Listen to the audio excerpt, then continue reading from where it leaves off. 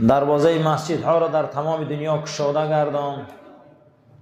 از همه بهترین دعا همین است: عاقبت کاری ما را به خیر و ایمان ما را به سلامت گردان.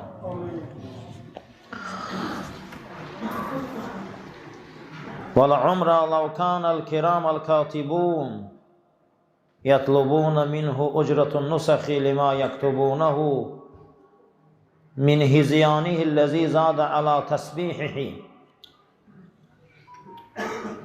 جای تأسف این است که اگر کرامان کاتبین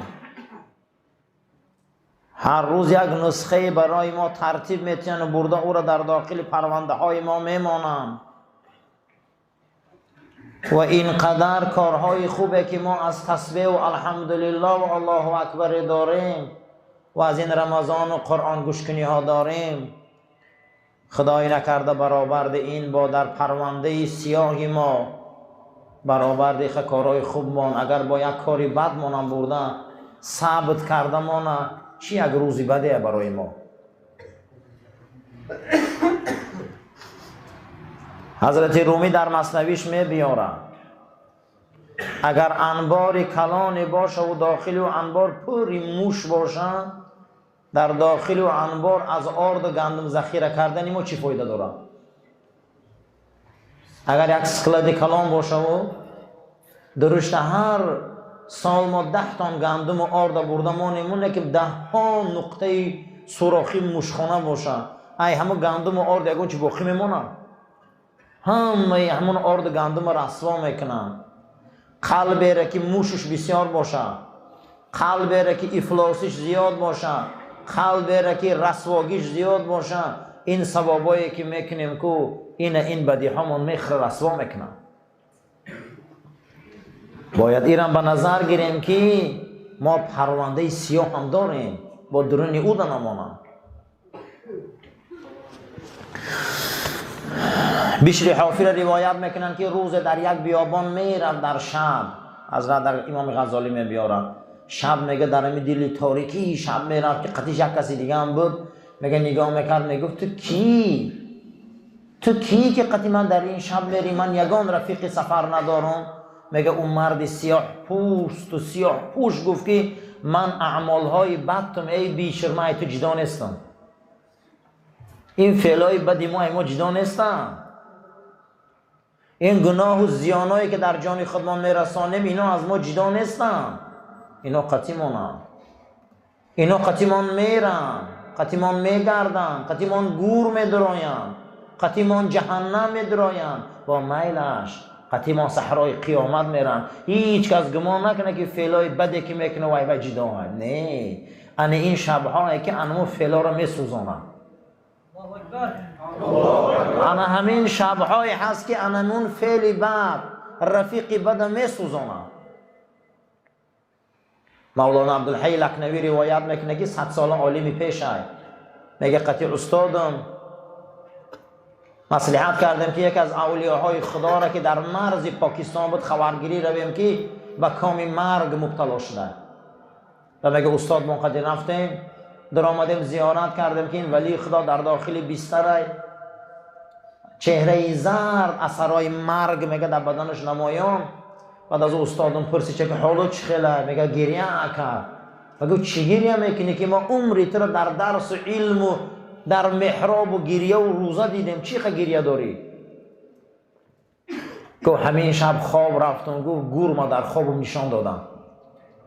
اولیای خدا وقتی آدم تازه کشیدن گرفت بسیاری کارها در خواب نمایان می شود، کشف می شود، تازه می شود، آدم سیقل می یابد. ما بسیار چیرکینیم، برای همین هیچ دیدن نمیتونیم. آدم که چیرکین باشه هیچ را دیدن نمیتونه. گفت اگه گور ما قطیم نشان داد، گور ما در خواب نشان دادن، در این گور در آوردن ماندن و 2 سیاه پوش قطیم گب نمیزنن، قطیم یک سگ سیاه هم در آوردن و لحد محکم کردن. همین قداد میزنم که خیمه نمانده میل آخی این سگ چیکار میکنه؟ میگه یک تاش میگم آواز گرفتگی قدی گفت که این عملهای بد تای، این عملهای بدی تا هست که کردگی اگه گورو در قدید یک جای میدره ایتو جدا نیست، اما عمل نیک میدره یا نه؟ البته عمل نیک هم میدره آمده. عملی بد هم میدر آمده. برای انا همین عزیزا و برادرو هیچ محل مغرور نشویم به اندکار ما و اینشان فکر کنیم که ما فعل رفتار بیزه بسیار داریم. ما فعل رفتار بیزه بسیار داریم. بسیاری ما را رمضان در همین 20 روزی که روزه گرفتیم نساخته ولیم. همون فعلای، همون رفتارای، همون گپای بی معنی، همون گپای فحش، همون گپای بی منطق، همون عملها، همون فخر فروشی و انم بی معنیگی ها برای آن که بت پرستی گنده کسی هسته که نفس خودش پرستش میکنه. برای همین این نفس کسی پرستش میکنه، انم نفسی که بت شده که در درونی ما بسیار من بت پرستیم. این مردم خیال میکنه که بت پرست پیش هیکل میری. نه، و من کان الهه هواه، قرآن میگه بسیاری شما را یافته میشه که خدای شما همون نفساتونه. باور کنه خدای شما میگم نفساتونه. همین خیل نفس حرمت میکنه خدا را هم حرمت نمیکنه. همین خیل نفس حرمت میکنه رسول هم حرمت نمیکنه. اما فکر نمیکنه که نفس را حیف میکنه. برای همین عزیزان کرامان کاتبین هم همون فراموش نکنیم که امروز برابر ده ایق کاری خوب من یک کاری بد منم برند اوجا بس ثبت کنم. چه روزی بده هست میگه لکان عند ذلک یکف لسان حتی عن جمله من مهماته. بنده تمام عضو بدنی تو ده خداوند خلقش کرده سطر نداده مگر در دو چیز سطر داده. در چشم یک سطر داده، در زبان دو سطر. در چشم سطر داده که او را میگن پیلک. وقتی ناحق دیدی پوش، ناحق که دیدی چشم دخم که پوش. اما برای زبان دو دروازه داده، یک دندان ها یک لب. بسیاری آدم ها از روی زبان میروند میگه جهنم که دو تا دروازه داده که دهان اول دندانات سخت گز نمیشه لب تا پوش. احتیاط شو، اینا نبرو، اینا مهم شمار، اینا نغز دان. و ما نطق به من فطراته کان بعده. هر کسی که دهانش چیز میبراید و یحسبه او را حساب میکنن، به موازینه وزن میکنن. چه خیلی که تسبیح نزد خدا اجر داره، گناه هم نزد خدا عذاب داره. قسم به خدا میگم این زبان گناه میبره اینم عذاب داره نزد الله داره. حتی لا یفضل علیه اجره. این ثوابایی که میکنیم احتیاط شوه. گفته ایره به این اعمالهای بد نسوزانه، رسوا نکنه. از همه عمل بیزب که ثواب میسوزانده این زبانی بد بده. زبانی چی بده؟ زبانی بد. احتیاط شوه این زبان. نسخه فیما عجبا لمن یحاسب نفسه. از این پرونده هایی که فردا میبیارن تعجب میخوره. اما کسی که خش حساب کنه، از خوف پروردگار ترسه، از وقتهای رفتگیش غم خوره، از روزهای گذشتگیش غم خوره، از اون پرونده ها رو پیشی فکرش بیاره، ایره نغزدانه که انسان فردا مکافات چه میگیره. 30 روز کار میکنی، بعدی 30 روز از راهبرت معاش طلب میکنی. رمضان ماهی هست که پیغمبر خدا صلی الله علیه و سلم فرمودن رمضان شب هست که یگان شب به این شباش برابر نیست. صحابه گفتن شب قدره؟ گفت نه نه نه. گفت کدام شبه؟ گفت شبی که فرداش عیده، تمام نامه اعمال ها پیش خدا برده می شود و همه اعمال ها مهر زده می شود. نام این مهر آزادی ای جهنم ای. برای همین هر انسان فکر کنه که 30 روز مکافاتش همین بده که ما دوزخ نمیدر آمدیم به رمضان. هر کس اجرش میگیره. از مکافات عمل غافل مشو، گندم از گندم بیرو یا جوز جو. فقط میبرو میگه این. اما کسی که نفس حساب نکرد، زبان حیف کرد، عمر بیهوده گذران، خوف از اون روز نکرد، مرگ پیش نظر نیاورد، وقتا را بیهوده گذران، ایره نغز دانه که فردوس اعلا را بای داد. فردوس اعلا را بای داد. او فردوسی که وعده امت رسول اکرم او را بای داد. پیغمبر خدا گفت کوشش کنه که فردوس روی. کیان امتی پیغمبر؟ کسایی که یریثون الفردوس، اینا جنت الفردوس هم میراثیش همینا در میگه دستشون دار. و نعیمه، نعمتهای او را از دست داد.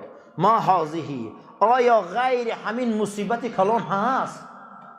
آیا از همین آفت کلان هست؟ آیا همین بلای کلان هست که ما به همین گناهمان ای فردوس رانده شویم؟ آیا این گناه کلان هست؟ میگن آیا این جنایت کلان هست؟ انسان میگه یک بار فکر کن، وقت عمرت میگه بیهوده نگذران. این نصیحت های حضرت امام غزالی بود برای ما. جزاء الذاکرین فی ادبار الصلوات، مکافات آدمایی که بعد نمازها ذکر میکنن. انا که بعد نماز چی ذکرها بوده است؟ و عن عایشه، مادرمان عایشه رضی الله تعالی عنها روایت کرده است که گفتن سمعت رسول الله صلی الله علیه و سلم، من پیغمبر خدا را شنیدم گفت من صلی الفجر، کسی بامداد خانه، او قال الغداة فقعد فی مقعده، حالی تا چاشت شدن در جاش شینه، آفتاب یا نیزه بلند شدن، ولم یلغی بشیء من امر دنیا، از دنیا چیز در زبانش لغلق نکنه، همیشه ذکر خدا کنه. آفتاب بلند شد، یصلی الضحی 4 رکعات، 4 رکعت نماز چاشت خانه، از گناه چنان پاک میشه و که نو از مادر به دنیا آمده. نمازی چاشت بعدی بامداد کسی میخوانده، گناهاش خدا همیشه در رمضان میشوشه که نو ای مادر به دنیا آمده. حضرت گفتیان که لا ذنب له، این دیگه گناه نداره. روایت امام طبرانی بوده. و عن ابی ذر، حضرت صحابه رسول اکرم ابو ذر روایت کرده است که رسول اکرم صلی الله علیه و سلم گفتند کسی از خفای نمازهای 5 وقتش و بامداد گوه، با بامداد رسول اکرم جدا کرده، بامداد و نماز 5 وقتش گوه. چی گوه؟ و هو ثان رجلیه قبل ان یتکلم، همین 2 قدمش حال ایجاش نجمیده، همین نماز تمام کرده ایجاش نخسته. رنگ این نمازخانه ما برین چپ سلام میتی نمیدونی چی گپ میشم، همین بالای مردم خود خس کرده میرن، حالی 2 قدمش نجمیده 6 تا میگه لا اله الا الله وحده لا شریک له له الملك و له الحمد یحیی و یمیت و هو علی کل شیء قدیر 10 مرات. 10 بار گوه. خداوند در نامه اعمالش 10 حسنات می نویسه، هر حسنات مکافاتش جنت ہے. این حدیث حدیث امام نسائی روایت کرده بوده. دوام حدیث و از او خداوند 10 سیئات گناهش محو میکنه، هر گناه وزبینیش به اندازه کوه دنیا ہے. و رفع له 10 درجات، 10 درجه میداده خداوند در بدنش. اگر همون روز پروردگار ملائکه را راهی میکرده که این از تمام بدی ها نگهبانی میکرده.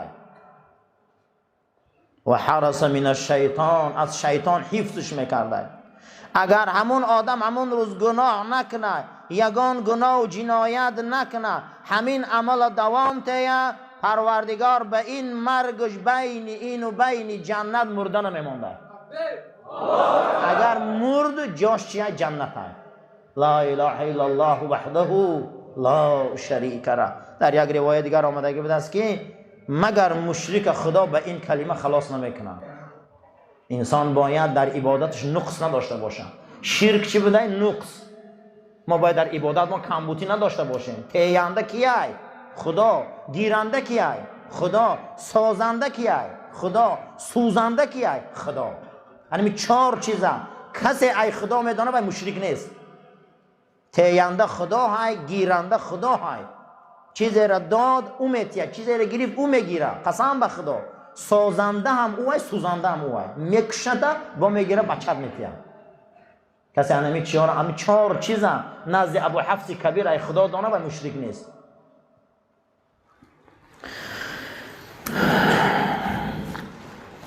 در روایت امام ترمذی آمدگی بوده است که بیدی کل خیر و کان له بكل واحدة قالها بعتق رقبة، اگر بعد بیده الخیر آمدگی بده، از همیخش آمدگی بده، لا اله الا الله وحده لا شریک له له الملك و له الحمد یحیی و یمیت و هو علی کل شیء قدیر، در وی آمدگی بده که بیدک الخیر و هو علی کل شیء قدیر. گواه پروردگار این گردن از دوزخ خلاص میکرده. یعنی این ای ثوابی ذکر بعد نمازها. بعد نمازها نخیزه هر جا نروی ذکر کنه. در روایت معاذ آمدگی بود از ابن جبل که و من قالهون حین ینصرف من صلاة العصر اعطی مثل ذلك فی لیلته، کسی بعد نماز عصرش اگر این کلمه را گوه تا عصر دیگر انمی ثواب نوشته می شود. حدیث امام طبرانی روایت کرده در کتاب دعا.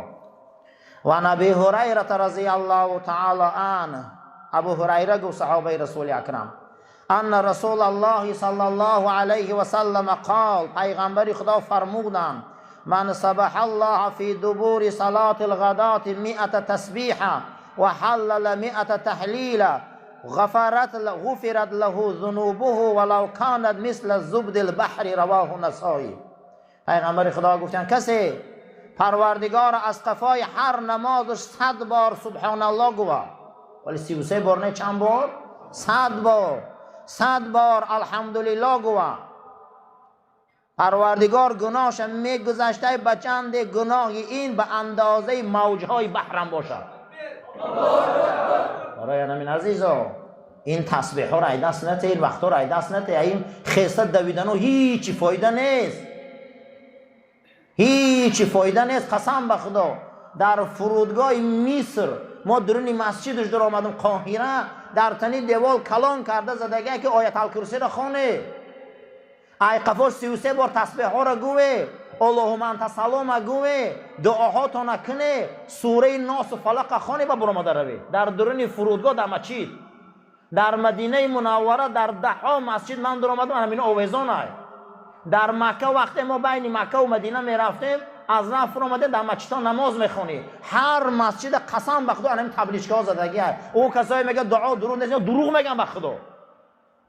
همه همین آویزان کردگی های که شما بعد نمازاتون گوه همین تسبیح را، گوه همین ذکر را، گوه همین آیت الکرسی را. رمی هیچ محال کوشش کنه که نمازا را به ذکر نمونه. این پیغمبر خدا روایت امام نسائی، حدیث امام نسائی روایت کردگی بود است. حدیث در صحیفه 79 جلد 3 اومدگی بود در امام نسائی. امام نسائی که از معتبرترین محدثای ما، تا انمی کلمه 10,000 بوده کسبش دانش. لا اله الا الله وحده لا شریک له گفته ابن مسعود، هر بگه 10,000 نمی گفته من خواب رفتگی نبودم. این صحابه پیغمبره. ذکر آدم سیقل میتیه.